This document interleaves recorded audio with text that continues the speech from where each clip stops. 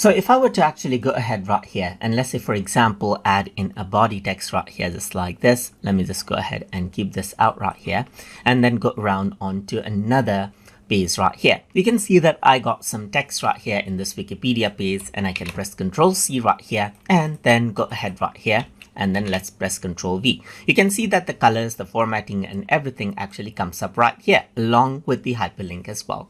But let's say what I want to do is I want to go ahead and paste it out as plain text.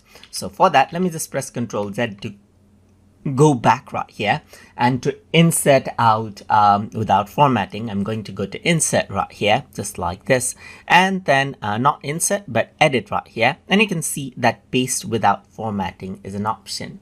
So if I were to go ahead and click on this, you can see that the same information, the same text has been inserted right here, but without any formats right here, just like this, as you can see. You can also go around over here and then format it out as you wish now. So the shortcut key for it is Ctrl Shift plus V. You get pasted without any formatting. If I were to press Ctrl V, then it pastes with formatting, as you can see right there. And that is how you can paste without formatting inside of Google Vids. So I hope you guys learned something as always.